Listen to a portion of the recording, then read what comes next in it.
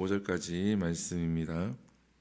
구약성경 150페이지, 151페이지에 있습니다.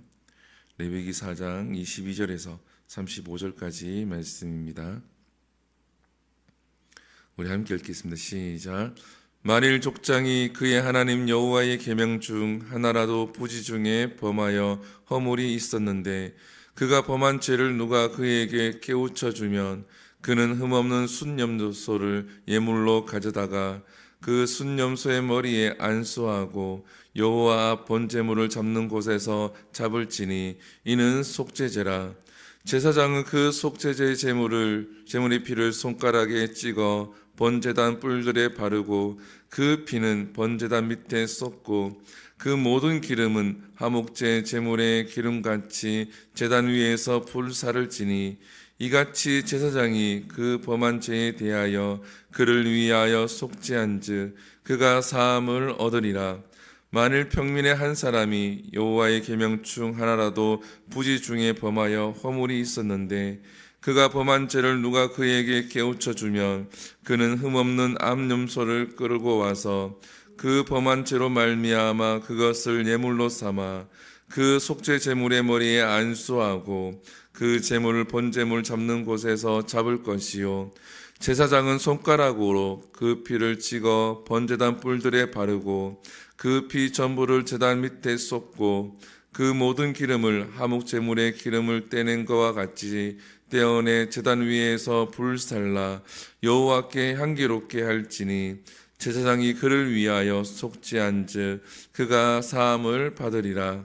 그가 만일 어린 양을 속죄물로 가져오려거든 흠없는 암것을 끌어다가 그 속죄제 제물의 머리에 안수하고 번제물을 잡는 곳에서 속죄 제물로 잡을 것이요 제사장은 그 속죄물의 피를 손가락으로 찍어 번제단 뿔들에 바르고 그 피는 전부 제단 밑에 쏟고 그 모든 기름을 화목제 어린 양의 기름을 떼어낸 것 같이 떼내어 제단 위 여호와의 하제물 위에서 불사를 지니 이같이 제사장이 그가 범죄한 죄에 대하여 그를 위하여 속죄한즉 그가 사함을 받으리라.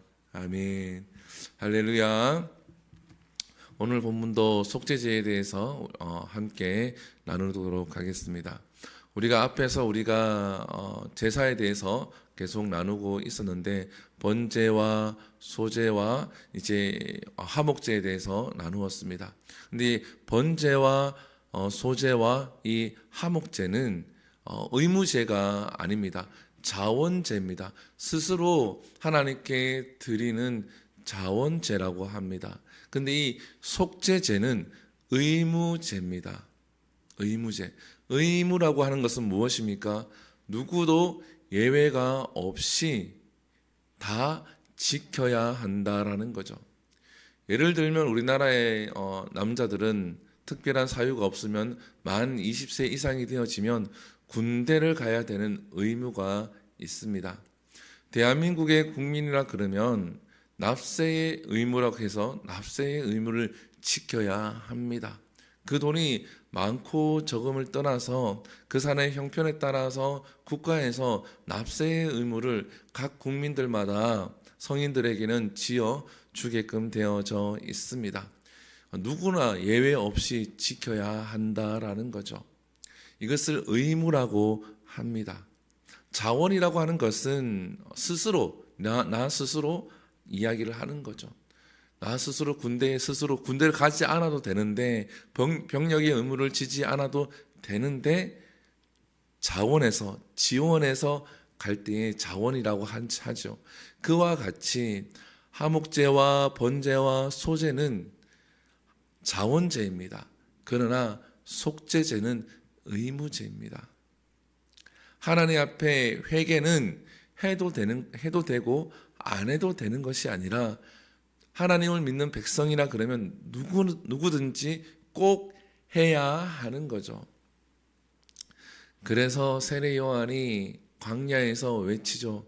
회개하라 천국이 가까워 왔느니라. 누구는 회개해도 되고 누구는 회개해도 안 해도 되고 이런 것이 아닙니다. 대제사장이든 바리새인이든 일반 이스라엘 백성이든 누구든지 지금 하나님 앞에 회개를 해야 한다라는 거죠. 속죄를 드려야 한다는 거죠. 왜? 천국이 가까워 왔기 때문에. 그래서 우리는 이 속죄제, 회개에 대해서 한 번쯤은 더 우리가 이 시간에 대해서 또 내일도 한 번 더 속죄제에 대해서 이야기를 하겠지만 계속 묵상하고 생각을 해보아야 합니다. 어떤 분들은 회개 기도하는 것에 대해서 좀 거부감을 가지고 있는 분들이 솔직히 있습니다. 교회 가면 맨날 회개하라고 한다고. 근데 중요합니다. 이 부분이 너무나도 중요하다라는 거죠. 옷을 빨고 우리의 세마포, 흰 옷을 유지하는 것은 너무나도 중요한 일입니다. 근데 그 중요한 일을 오늘 본문에 보면은 이렇게 기록을 하고 있습니다. 본문 23절에 보면은 그가 범죄한 죄를 누가 그에게 깨우쳐 주면 그는 흠없는 숫 염소를 예물로 가져다가. 범죄한 일이 있는데 이 족장이 범죄한 일이 있는데 이것을 누군가가 깨우쳐 준다라는 거죠. 여기에서 누군가라고 하는 것은 옆에 있는 사람을 이야기를 합니다. 또한 성령을 통하여서 깨닫게 된다라는 거죠. 그래서 내가 지은 죄를 깨닫는 것은 너무나도 축복된 일이다라는 겁니다. 누가 알려줘서 깨닫는 것도 축복된 일이고 내가 성경을 통하여서 마음에 찔림이 있는 것도 축복된 일이다라는 거예요. 우리는 가끔 그렇게 오해하는 경우가 있습니다. 누군가에게 내 얘기를 했는데 그 주에 목사님이 설교해서 그와 비슷한 예화가 나오든지 그와 같은 본문이 등장을 하면 내가 저 사람한테 이야기를 했는데 저 사람이 목사님한테 이야기해서 목사님이 이 본문으로 설교를 하는구나라고 이렇게 오해를 하는 경우가 가끔씩 있습니다. 그렇게 해서 마음이 불편하고 화가 나고 짜증나고 만약에 그렇게 얘기했다 그러면은 좀 불편할 수는 있겠죠. 근데 오히려 그렇게 얘기를 했는데 이번 주에 이러한 설교가 나왔네 그러면 그것을 깨달음으로 받고 회개할 수 있는 것이 오히려 그 성도한테는 득이 된다라는 거죠. 이야기했는지 안 했는지는 물어보면 아는 것이고 일단은 내가 그러한 불편한 마음을 가지고 있는데 설교 가운데 그런 설교가 나오거나 내가 그런 깨달음이 있거나 그런 메시지가 선포되어지거나 누군가가 나에게 그렇게 충고를 했을 때는 좀 불편한 마음이 있지만 깨닫는 심령이 되어야 될 줄 믿습니다. 이것이 성령의 역사이기도 하고 하나님의 은혜이기도 합니다. 성경에 보면 르호보암이라는 왕이 있습니다. 솔로몬 다음으로 왕이 된 왕이죠. 이 르호보암이 자기 주변에 있는 신하들이 있죠. 근데 좀 충언을 하는 신하가 있었고 또 간사하게 충언하는 신하가 있었죠.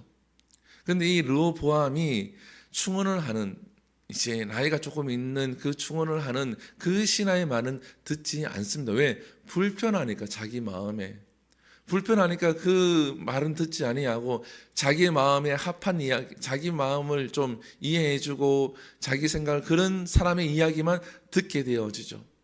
결과적으로 어떻게 되어집니까? 나라가 두 개로 쪼개어지게 됩니다.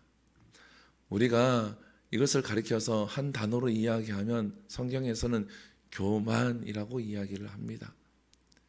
속죄제를 드리고 회개하지 않는 사람은 교만한 마음이 더 앞서기 때문입니다. 왜 그렇습니까?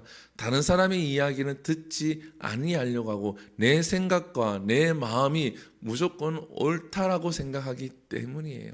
나는 잘못하는 것이 없다. 나는 잘못한 말이 없다. 나는 잘못한 행동이 없다라고 생각하는 겁니다. 내가 하는 행동은 다 하나님을 위한 것이고 다 교회를 위한 것이고 주의 일을 위해서 복음을 위한 것이다라고 그렇게만 고집하고 생각하기 때문이에요.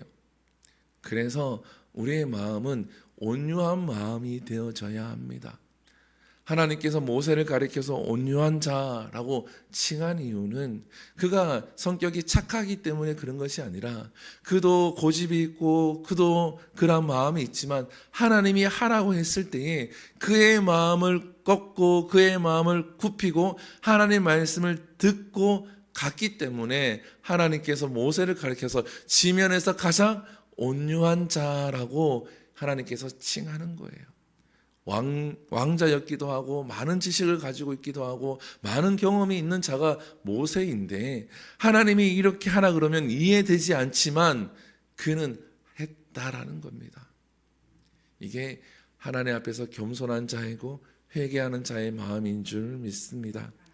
그리고 오늘 본문에 보게 되어지면 족장과 평민이 백성이 하나님 앞에 이제 속죄제를 드리는데 그 제물이 조금씩 다르죠.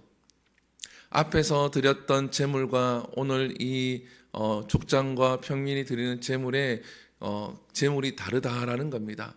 하나님께서는 그 지위에 따라서 책임져야 할 것을 다르게 하나님이 보신다라는 거예요. 목사가 하나님 앞에 범죄를 하는 것과 우리 성도들이 하나님 앞에 똑같은 범죄를 하는 것은 다르다라는 겁니다. 책임을 져야 될 것이 다르다라는 거예요. 그래서 앞선 자가 하나님 앞에 더 애를 써야 되는 부분이에요. 똑같은 죄를 짓더라도 목사가 짓는 죄와 성도가 짓는 죄는 그 경중이 다르다라는 거예요. 하나님 앞에 똑같은 백성이고 똑같은 성도이긴 하지만 그 직책에 따라서 다르다라는 겁니다. 맡겨진 것에 따라 다르다라는 거예요.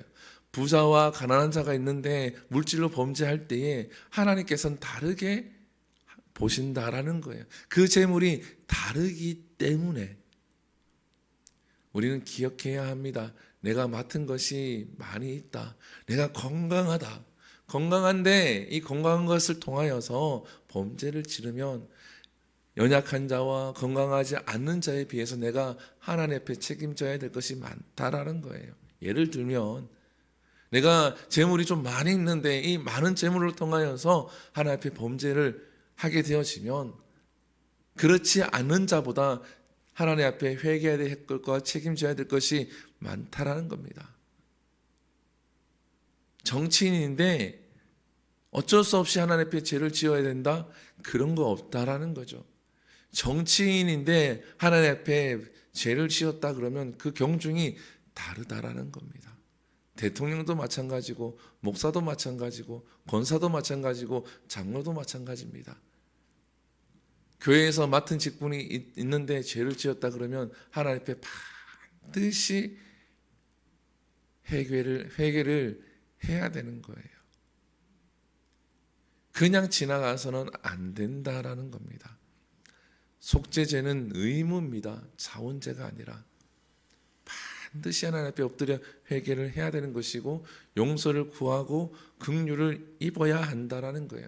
그래서 하나님은 회개하는 자, 자기 앞에 나와서 눈물을 흘리는 자에게 하나님은 외면하지 아니하시고 예수 그리스도로 인하여서 한없는 긍휼과 한없는 자비와 한없는 은혜를 베풀어 주시는 줄 믿습니다. 그 어떠한 죄라도 하나님은 용서하십니다. 그래서 가장 중요한 것은 깨닫고 회개하느냐 회개하지 않느냐 바로 이 차이에 있습니다. 우리는 성령을 통하여서 때로는 주위에 있는 지체를 통하여서 하나님의 말씀을 통하여서 깨닫는 심령이 되어져서 회개할 것이 있으면 회개하고 하나님 앞에 자유함, 진리 안에서 자유함을 누릴 수 있는 우리 모두가 될 수 있기를 축복합니다. 기도하겠습니다. 사랑과 은혜가 충만하신 하나님 참으로 감사합니다. 하나님 이 새벽에도 우리가 주의 말씀을 듣습니다. 하나님 속죄제에 대해서 우리가 함께 나누며 주의 말씀을 듣습니다. 어찌 보면 의무라 그래서 우리에게 무겁게 다가올 수도 있지만 하나님 어찌 보면 이 의무를 통하여서 하나님 진리 안에서 자유를 누릴 수 있는 우리 모두가 되게 하여 주시옵소서. 이 모든 것 살아계신 예수님 이름으로 기도드립니다. 아멘. 주기도문 예배를 마칩니다. 하늘에 계신 우리 아버지여, 이름이 거룩히 여김을 받으시오며 나라의 임하옵시며 뜻이 하늘에서 이루어진 것 같이 땅에서도 이루어지리이다. 오늘날 우리에게 일용할 양식을 주시옵고 우리가 우리에게 죄 지은 자를 사하여 준 것 같이 우리 죄를 사하여 주옵시고 우리를 시험에 들게 하지 마시옵고 다만 악에서 구하시옵소서. 대개 나라와 권세와 영광이 아버지께 영원히 있사옵나이다. 아멘.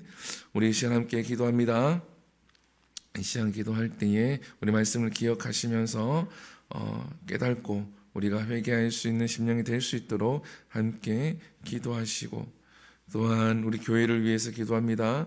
이 교회가 이 어려운 시대에 하나님의 일을 감당해낼 수 있는 교회로 전이 더욱더 세워질 수 있도록 하나님 간섭하시고 하나님이 역사해달라고 기도하시고, 또 우리 한우들을 위해서 기도합니다. 주위에 아픈 사람이 있으면 함께 기도해 주시고, 또 우리 지하미를 위해서 기도합니다. 볼 수 있게 하시고 말할 수 있게 하시고 걸을 수 있도록, 또 하나님의 놀라운 역사가 일어날 수 있도록 반드시 함께 기도해 주시고, 또한 이 나라를 위해서 기도합니다. 어려운 가운데 있는데 하나님, 이 나라 하나님께서 간섭하시고 하나님이 모든 환경 가운데 역사하셔서 선하게 인도해 달라고 기도하시고 전쟁이 종식될 수 있도록 함께 기도하신 후에 우리 자유롭게 기도하고 돌아갑니다. 주여 한번 부릅니다. 주여, 사랑과 은혜가 충만하신 하나님, 주님 감사합니다.